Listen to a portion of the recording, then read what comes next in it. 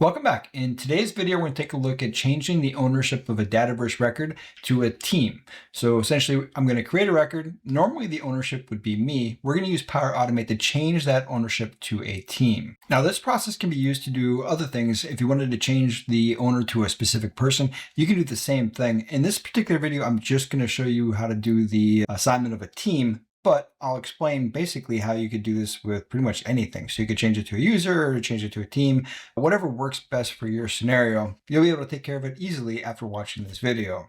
All right, let's go ahead and jump right in.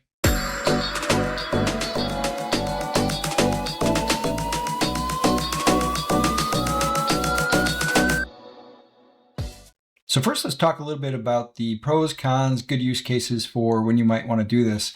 So some good use cases are shared admin or processing teams, intake routing or review type apps. Records should belong to a team, not a creator. So for example, you didn't go with an organization table, you went with a user or a team. You want all of the records of kind of a shared table like that for maybe lookups or whatever. You want those to belong to the entire team. So for example, in the use case we're going to use today, we're going to say a data owner is the name of the team.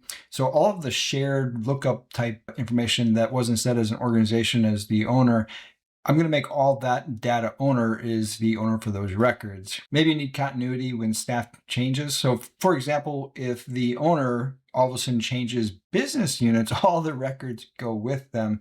That can be problematic if you're using business units as part of your design for the application. So assigning the owner to a team fixes that particular issue. Maybe a flow is creating your records and you want the right owner to be in charge of those records. That's another great example of when you could use assignment of a team or just changing the ownership to the right person.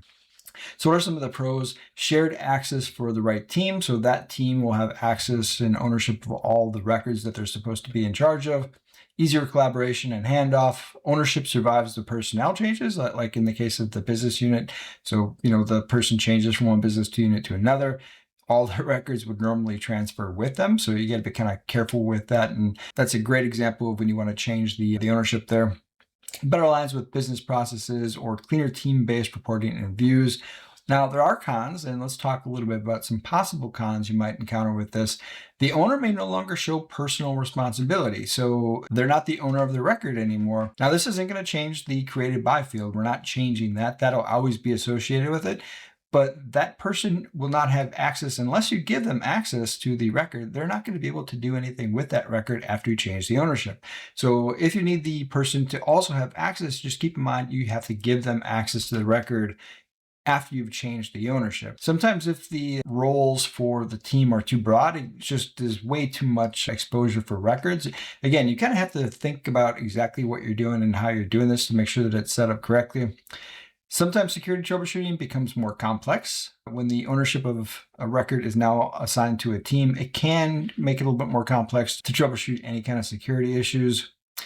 Teams still need the correct security rules, and this is a big one. If you give a team the system administrator security role, that could cause a lot of issues that might be way more than what they need.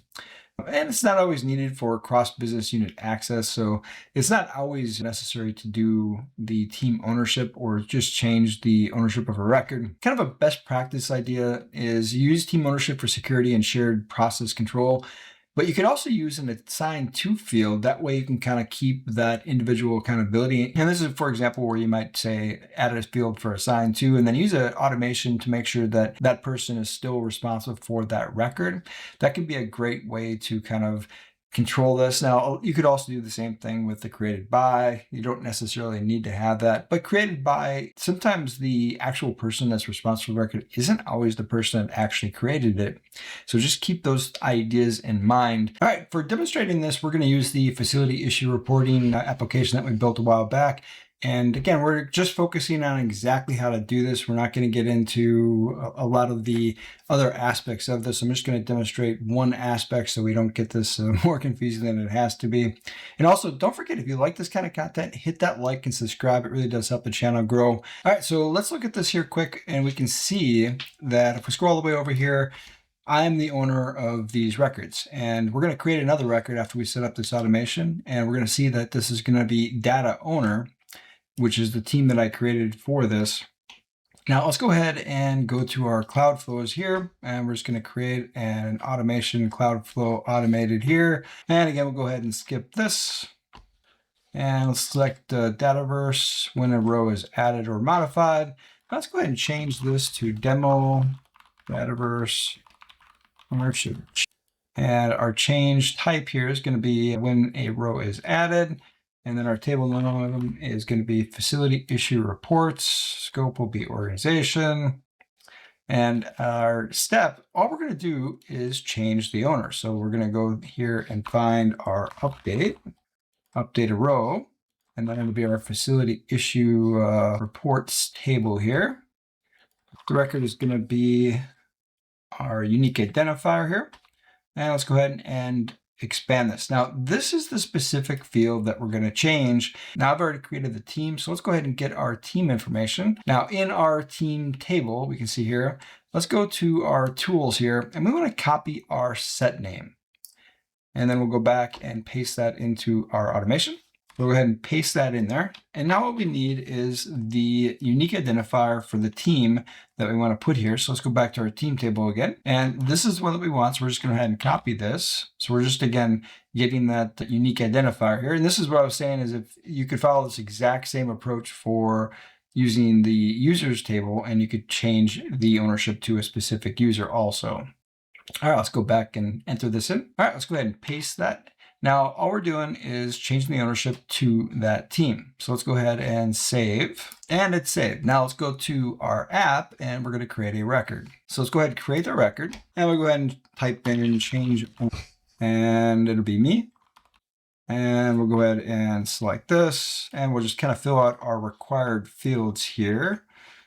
And impact level, yeah, that's fine. And here we go.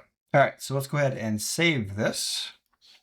Make sure that we don't get an error. Nope, that looks good. So let's go check our record now. All right, so now we've got our change ownership record. And let's go ahead and scroll all the way over here, and we'll see that the ownership is now data owner. So I'm no longer the owner. And really, it is just that simple to change the ownership of the record.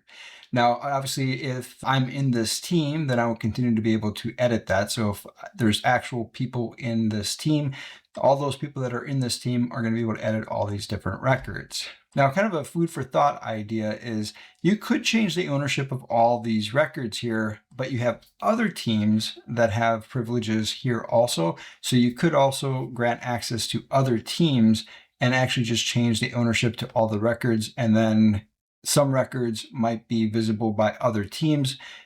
A lot of times when I use a data owner, I don't actually assign anybody to the actual team.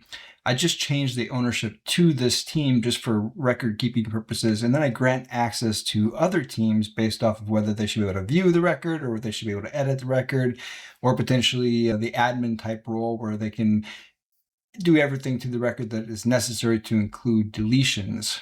So again, you could do a lot of different things with this approach, not just simple change ownership of a record to a team.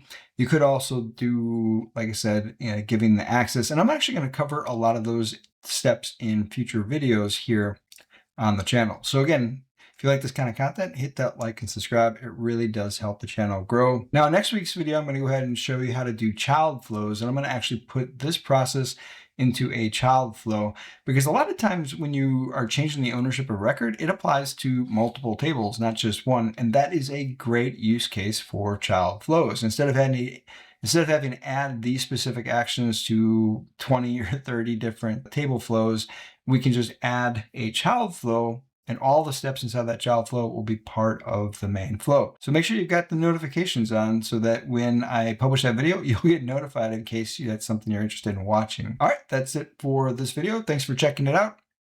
Until next time.